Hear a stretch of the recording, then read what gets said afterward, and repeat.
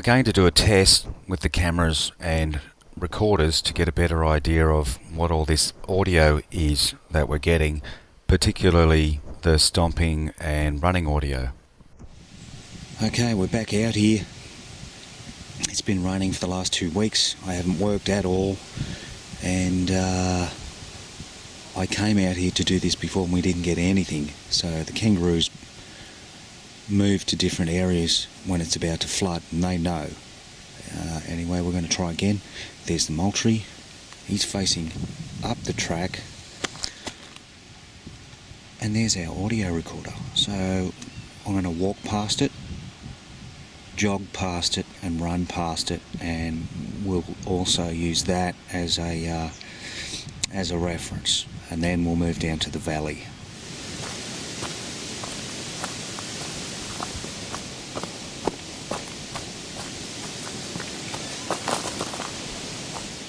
We've set up the Moultrie as well, and he's just looking down the trail, and just right at the end there where the trail ducks over and starts going down, that's where the other recorder is. So we'll just see what happens with that. But anyway, let's go.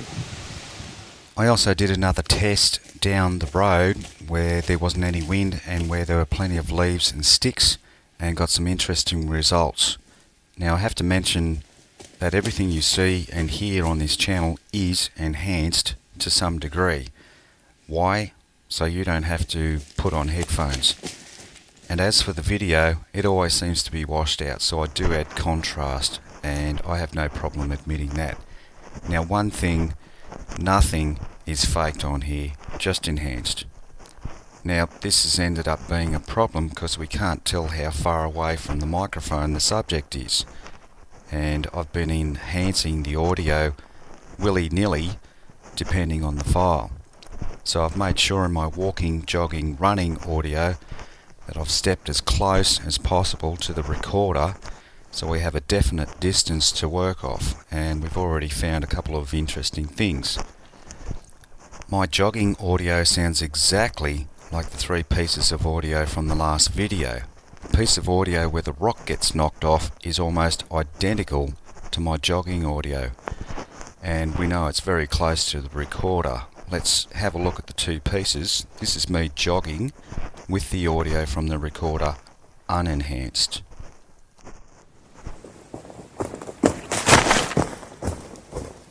And this is the audio where the rock gets knocked off unenhanced, and I think we can say safely that the subject is as close as possible to the recorder. Here it is. Now let's have a look at both of them side by side. Now my first major step and the subject's first major step are surprisingly different. Have a listen. The subject seems to have a pronounced double movement to its footstep.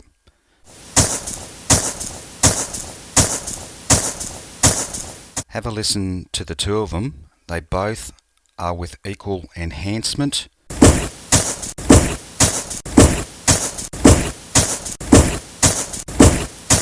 Now here's part of the first audio from the last vid with equal enhancement, just for comparison, because we can't tell how far away it is. It sounds exactly like me jogging. Here it is.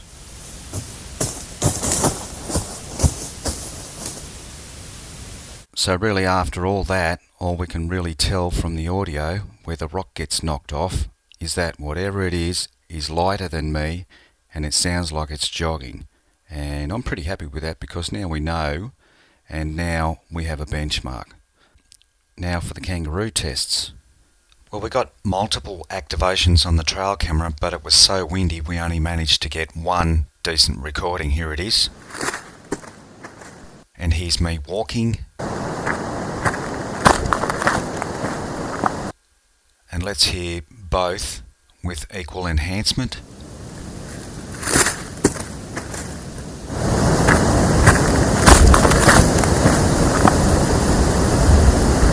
Now here they are both together, and pretty much what we're seeing on the graph and what we're hearing is saying that the kangaroo is lighter than me. Let's hope we can get something more substantial from the valley below.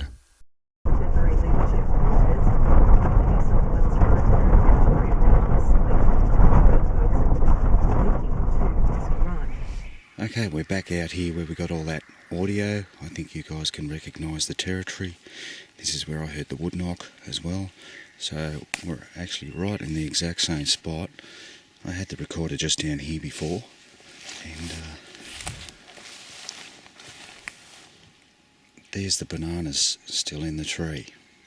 You know, so we're still in the right spot. Okay, but I'll move just uphill just a little, just so we can get a clearer run. There's the recorders. There's the plot watcher up there. And there's the mole tree. So hopefully this will sort a few things out. Now these ferns here are bracken fern. You can see there it just goes down into the ground. Now they've got a root that runs horizontally underneath the ground, and that's edible. And these sometimes have what they call fiddles on the end, new growth. They're also edible. Don't take my advice and start eating it. Do your own research. But the tree ferns over there, apparently they have a heart in the top of them that's as big as a man's arm and tastes like turnip. Now on the end of those palms, they also at a certain time of year have fiddles, the little curly bits that are new growth. They're edible as well. You can see them in some restaurants. So there's just heaps of food out here. Anyway, I think I noticed a G-bung down there. We're going to have a look. Well, here's the G-bung.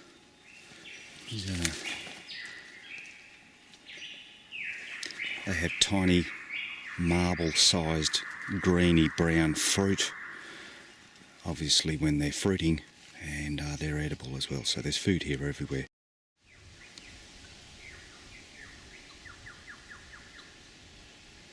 Not sure what that is.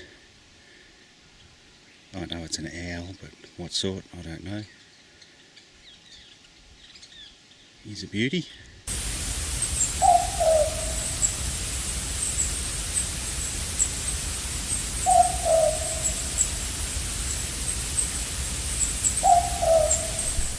Like the last time I was here, we got plenty of different recordings, but nothing coming in close like before, which is odd.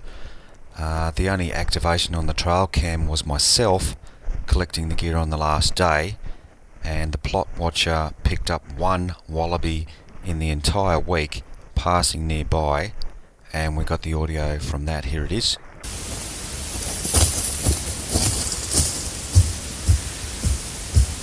And here's me jogging past the recorder in the same spot.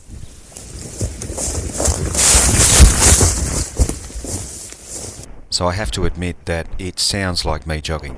So a percentage of the solo running audio I've collected is now in doubt, and we'll never know exactly what the source of any solo running is. In the videos I've collected of kangaroos and wallabies, none seem to be alarmed by the electronics. This one here doesn't seem to take any notice at all, and there wasn't anything in the recording to suggest it was alarmed by the recorder. So adding it all up, 1, we're never going to know the size of anything that passes the recorders unless it bumps or touches it. 2, recordings of running or jogging on its own will now be classed as kangaroo. 3, the recordings of running or jogging with stomping, mouth clicking, tree breaks or vocals will now be considered as possible yowie activity. Now the wallaby we photographed and recorded doesn't seem to take any notice of the recorder, but we also captured something in the background around the same time that sounds aggressive. It smashes or stomps on the ground at least 18 times aggressively while staying away from the cameras.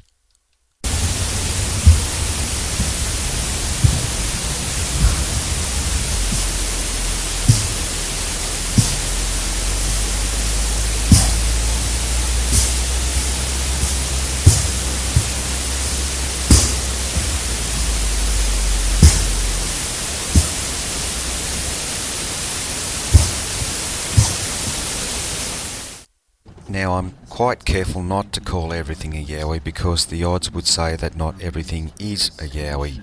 So in the future, the evidence will speak for itself and you can be the judge.